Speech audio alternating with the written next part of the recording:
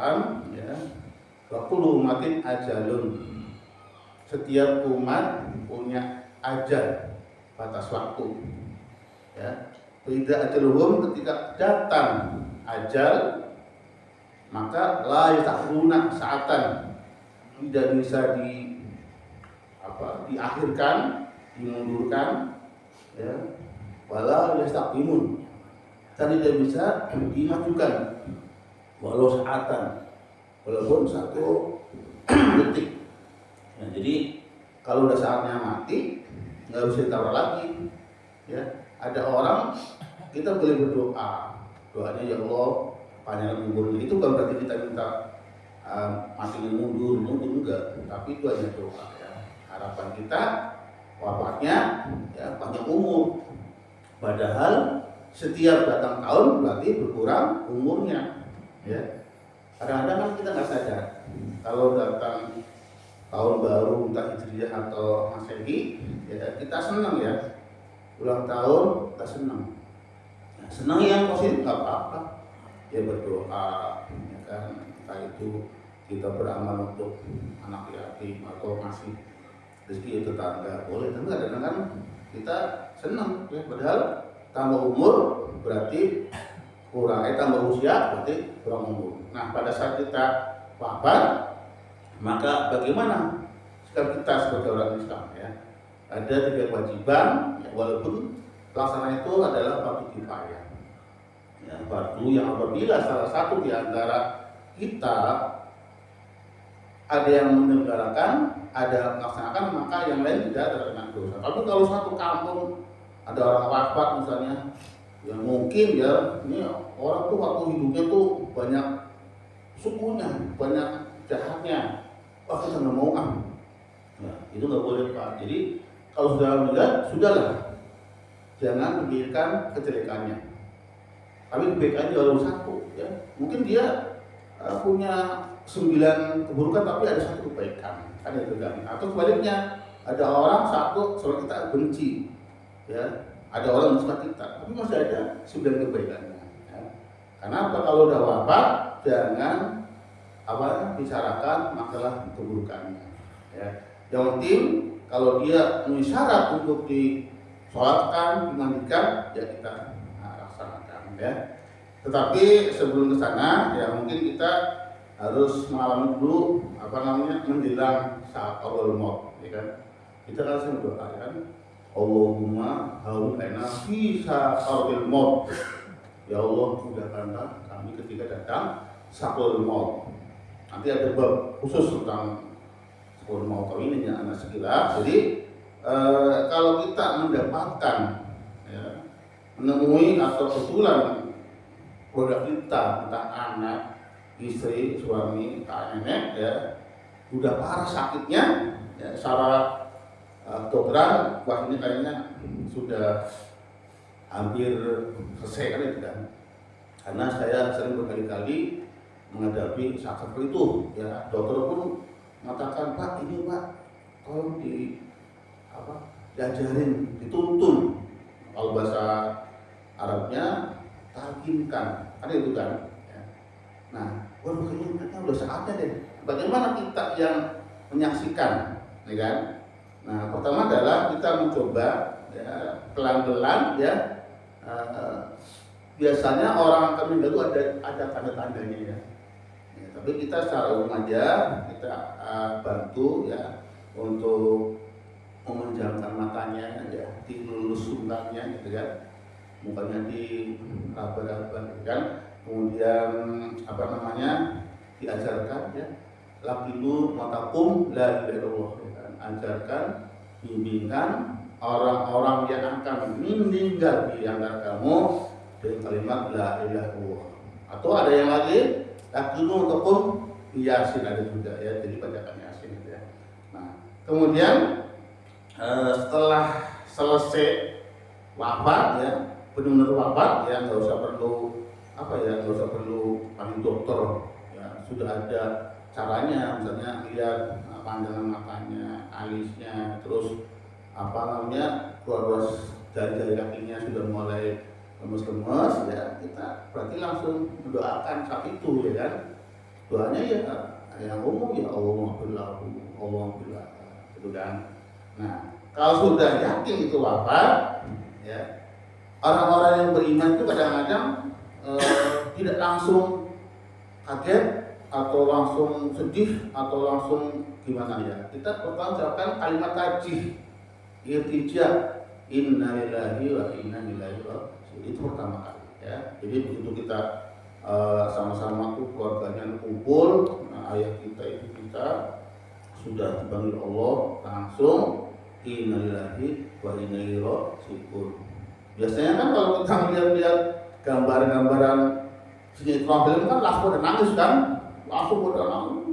Yang bagus adalah langsung innalillahi wa inna ilaihi raji'un. Ya.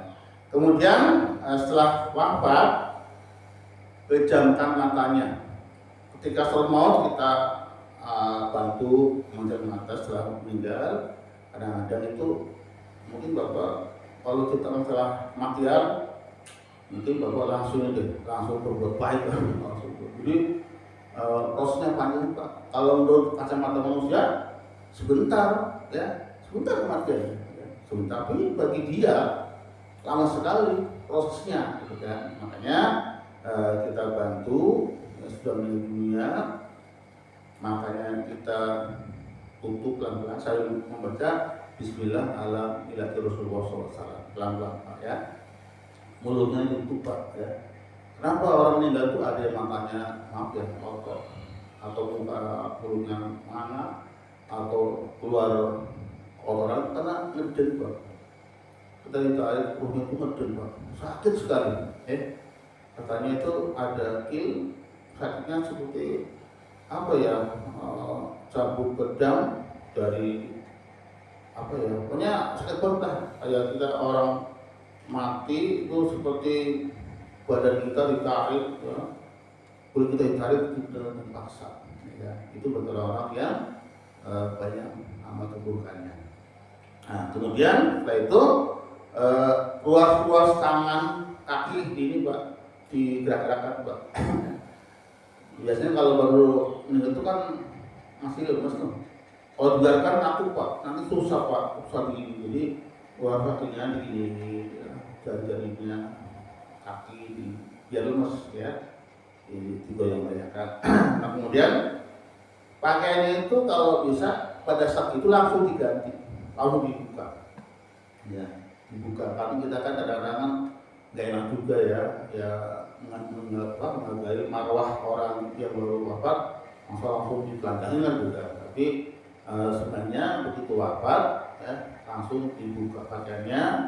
Yang mungkin yang punya cincin ya pakai cincin, pakai jam ya, jangan sampai ke bawah Pak ya. Makanya kalau Bapak yang cincinnya banyak ada di Pak, jangan sampai seret, ntar susah ya, sering digosok-gosok ya, karena kalau cincinnya udah keras banget itu jangan-jangan ketika wudhu airnya sudah nggak bisa masuk Pak. Jadi bagian badan yang wajib dibasah ketika wudhu itu nggak boleh terpengaruh. Misalnya ada titik, ada apalah gitu kan. Nah, itu hati-hati Pak yang waktu sakitnya parah itu kalau bisa langsung Pak dibukain cincinnya, jamnya ya, atau mungkin apa sajalah yang benar-benar nempel di tubuhnya. Nah, kemudian setelah itu disedekapkan ya. Tadi kan sudah digerak-gerakkan yang dilemaskan, disedekapkan tangan kiri di dada, kanan di atasnya. Ya karena dia udah nggak bisa bersedekap sendiri ya kita bantu sedekapkan gitu kan. Nah terus beda Pak, sedekapnya orang sholat sama orang itu beda. Kalau sedekapnya orang sholat kan begini, jari jempol itu gini Pak, nah, ini kan. Kalau orang mati gini, jadi beda. Kalau sedekapnya sholat tuh jempol megang pergelangan tangan kiri gini. Kalau orang mati gini aja. Nah itu. Nah, kemudian setelah itu untuk seluruh tubuh ya, biasanya almarhum itu punya baju-baju yang masih bagus ya, kain atau kain tapi istrinya atau ibunya ya tutup rapat ya. Kemudian ditempatkan di tempat yang wajar layak ya. Yang mana yang wajar di depan Pak. ruang tamu, kan? Sampai almarhum orang itu taruh di pojokan atau tempat yang tidak kelihatan orang, ya. Taruh paling depan, ya, gitu. Kemudian setelah itu kabarkan kepada kerabat. Makanya kan ada yang di lewat mimbar, lewat speaker musola atau lewat WA, itu harus kabarkan ke tetangga-tetangga, saudara. Nah setelah itu kemudian segerakan pemakamannya, yaitu tapi kita kadang-kadang parah sikonnya, ya misalnya wafat jam 1 malam, lalu kita mandiin, kadang-kadang kan ya apa ya nggak enak lah, tangga-tangga lagi malam-malam suruh mandiin, gitu.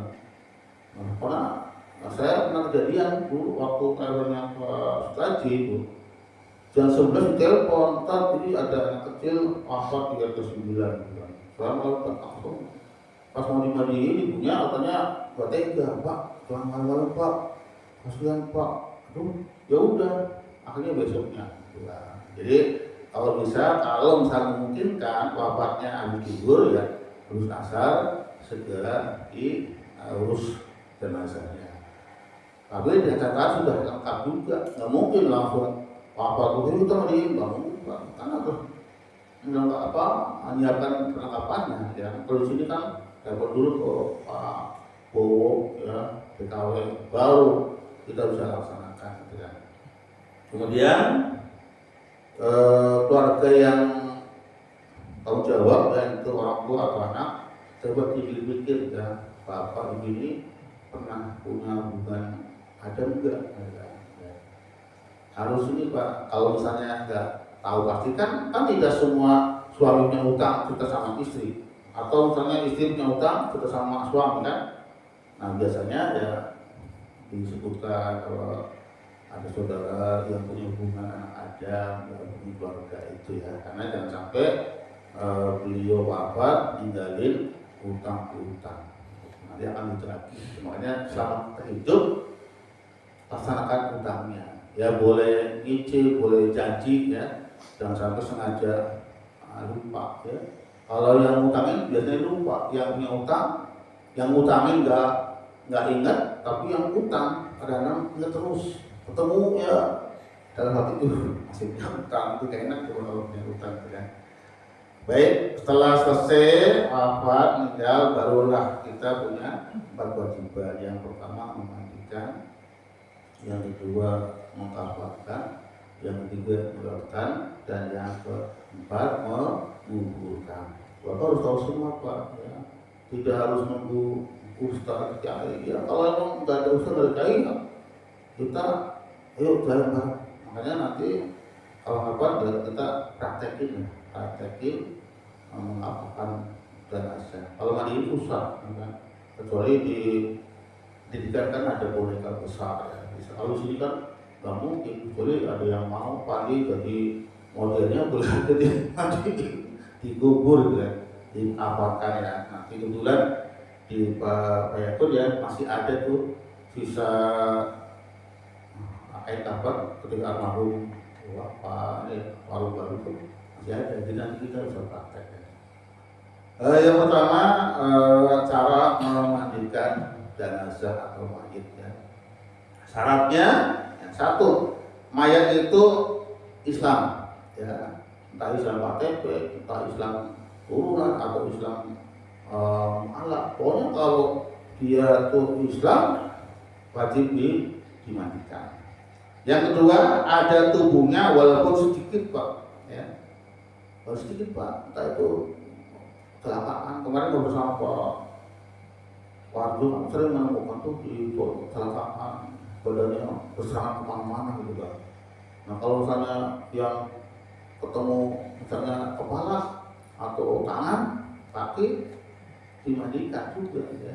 Walaupun caranya beda dengan mandikan yang utuh ya. Yang ketiga, meninggal bukan karena mati syahid. Ya, mati syahid itu kan ada 2 macam, ada syahid akhirat, syahid dunia. Ya. Kalau syahid akhirat itu misalnya perang melawan orang kafir, jawab Rasulullah. Sekarang mungkin digaskan misalnya perang di Palestina misalnya, gitu kan. Nah, itu kalau membela agama, membela negara, bangsa itu perang mati mati syahid. Ya. Mungkin dalam kemerdekaan itu kan umat Islam banyak tuh yang jadi korban. Nah itu kategorinya mati syahid dunia, itu baru dimandiin, langsung dikubur dengan baju-baju